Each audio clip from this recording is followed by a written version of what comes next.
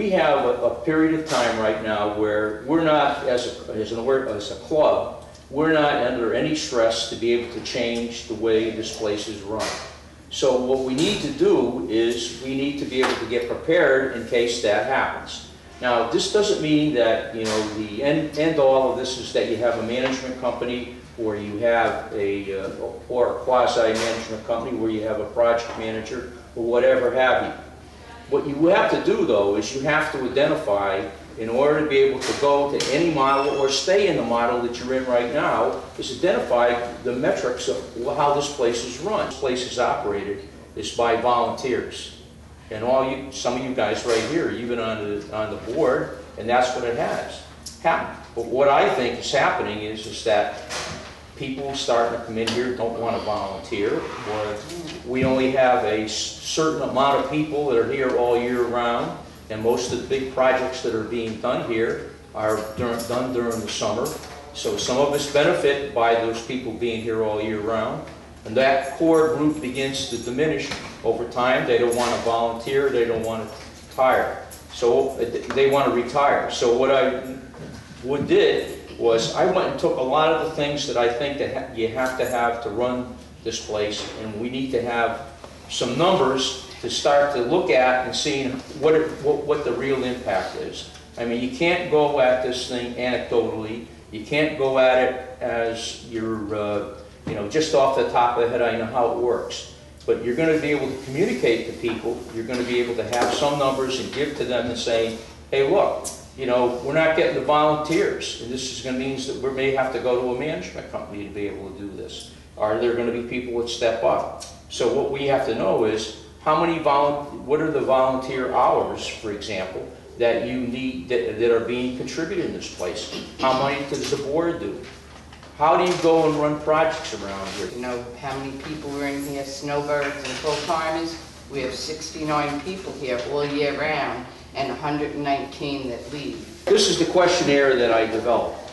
You get total number of condo units. It's probably obvious, 188, you know, and then I wanted to figure out what the turnover is in here. Turnover that goes through every year. There are more and more people that are come down here. They're on the brink of retiring, so what they do is they come down and they only spend a couple of weeks down here a year, and they're gone. Start looking at what the turnover is in here every year, and that will give us an indication a little bit about how the demographics are changing. Then I got into the population of this. I'm on the Welcome Committee, Linda, 10108 again. We had 7 units sold last year, and there are 4 new condos right now for sale.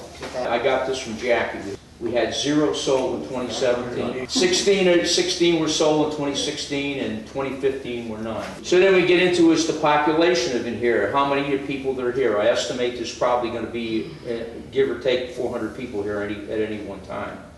But how many is owner full-time occupancy? And this is a very important metric. People who are here all year round, and they own the property. So when you look at that, and you're starting to look at who's going to be on the board, most of the people that are going to be on the board are going to be drawn from that population as the way it is today. What happens, because most of the projects that are done during the summer, the major projects, that's usually some of the people that you draw upon. Then you get the units rented seasonally. There are a lot of places in here where the people are only down for 3 or 4 months. So how many people come down here and they're just snowbirds? That's a population that we have to identify, because maybe that is a population of people that we can get involved in. Then I got into the board of directors, and we need some metrics on that. I don't know how many board meetings you have a year. I don't know how many are scheduled.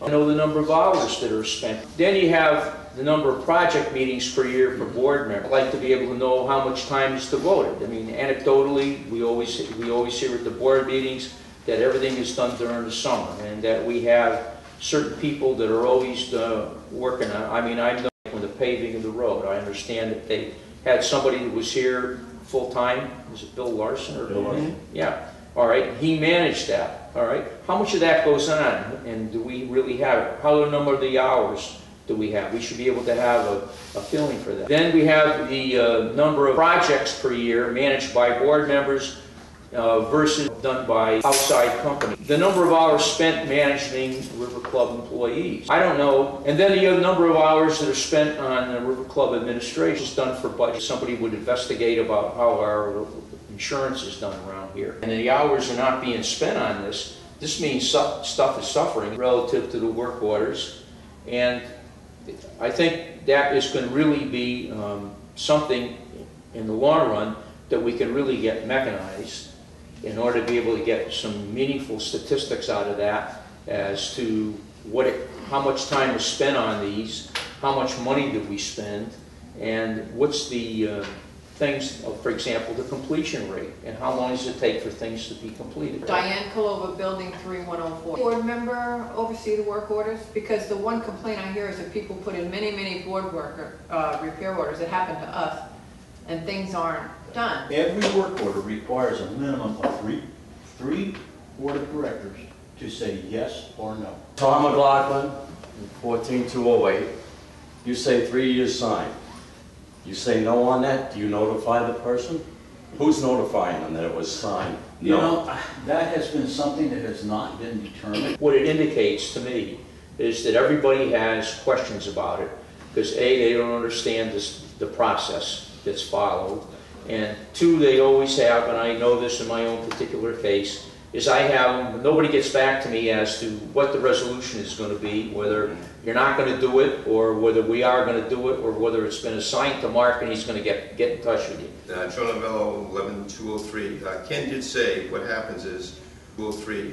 Ken did say what happens is, when they go through the process, sign it, whatever, and if they don't do anything and it sits there, it's up to the owner to go back to the office to find out what's happening.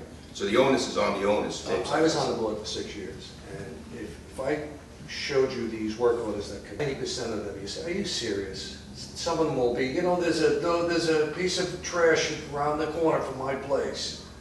You sign it, ignore it. That's the way it is, because it's, you know, you're not a slave here. You know, these guys are free, they work for free, and you're not going to do everything that people ask you to do. Their point is that you're getting, that you volunteer. Yes. And you're getting garbage in, garbage out. Pick up the paper yourself and put it in there and wait, instead of waiting on somebody else. You're part of the community. You know, I get 50 nuisance work orders a week. We're volunteers. We cannot answer all that stuff. That to me is an indication of the real problem. A lot of people, the culture here, this isn't a community, this is Club Med. I mean, they really think of it as Club Med. Someone's going to do this. You're really going to get back to people and say, hey, you know, we close the loop on you. We're a community. We're not Club Med. You know, you've got to do your part too, and your part is X, Y, Z. You know, you've got to close that loop. And if you do it once or twice, I don't go away. By not making people or changing the culture or getting the culture straight, we're Club Med. The board is all pay higher. Versus we're a community and we all work together. That to me is the core problem. And I think that's what you're seeing there to me is just an indication of the core problem, the culture here.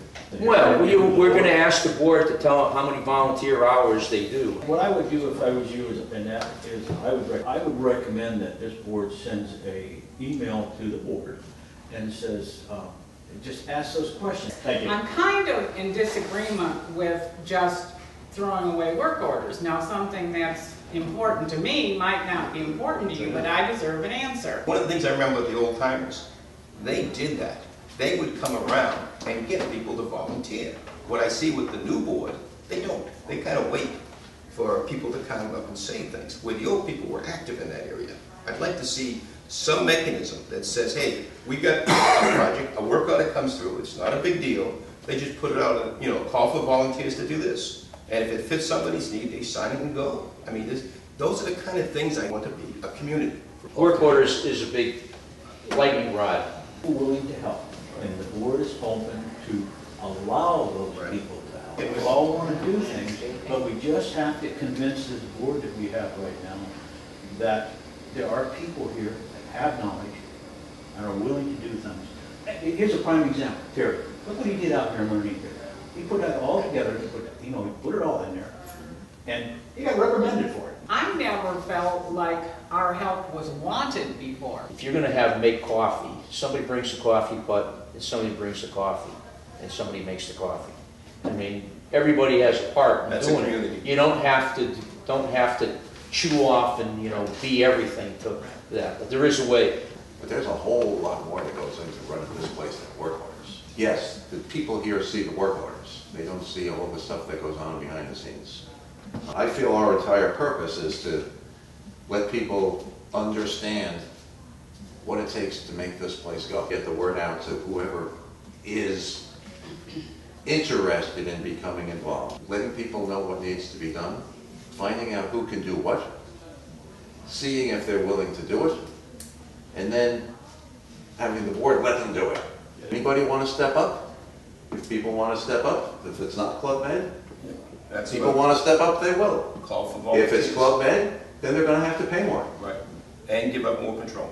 That is what the consensus is that we have to have it posted on a bulletin board, then fine, we will do that. Personally, you got a computer, you got big boy pants on, that's what you use. That's the way the world is going. My experience with that, people who have computers don't know how to use it. Now, one of the thoughts I had, instead of having classes, to teach people how to use the services we have. We got Yeah. Club on the River, we got the blog, we got the thing. But the important thing is really what we should have one way of communicating if we're on our computers first. This is an evolving thing. It's totally 100% evolved. Just like I told Chip and I told Joe and I told other people. These meetings, what we're doing right now today, is not going to happen until next year and possibly even a year later. So we're putting together information for the board to tell the board that this is what a group of 12 people are recommending that you try to do to help everybody here at River Club be able to understand from what's happening. But my understanding is we have 174 of 188 unit owners that have an email. What was that? Have emails. 74 of the 188 unit owners have an email. Now, if they have an email, excuse my language, they damn well ought to be able to open up an email and read it. Jonah Bell, 11203.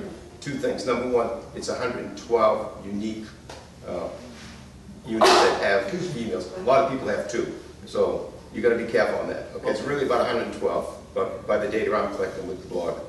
Okay. Second thing, what you said about this is new. One of the things we've got to do is make an organization that includes this as part of the board of directors. I mean, this is how do we work together? I mean, we're already getting into it. How does this committee work with the board of directors? It's got to be some kind of policy and procedure there. And that's, I think, one of the things this board's got to, I mean, one of the things we've got to do as far as management goes. How do we manage in the future with active committees working with the board? Interact with the board. What is your opinion of what that committee should be, we should be doing? Coming up in one of the, I think it was the landscape committee, where they're basically going to submit, they're going to submit their recommendations to the board. The board reviews it. But what's the process? The board will say, okay, we'll accept it and do it, or we won't and reject it. Now, how does that go? Do we have a second say? Is there an appeal process? Judy allowed to check 9106. There's so many meetings going on right now. I thought I was coming to the surveillance meeting. Had no idea what this is because I didn't know what metrics meant. So, we got to be clear with, there's landscaping and what the name of this one is, because I didn't think this is important. I'm glad I was here. Come to Wednesdays. All right. I'd like to say something Yes. about Tell me your name. Tom McLaughlin, 4228. The old people, yeah, they got a computer. Why do they have the computer? To get in touch with their grandchildren, be able to bring it up. Can they go into this and do this? No, they cannot. That's why you must post things to them. They're here, they're over a certain age, like me, I'm 80, and things ain't as good as it used to be. Some of them just can't do it, they just use it for their family.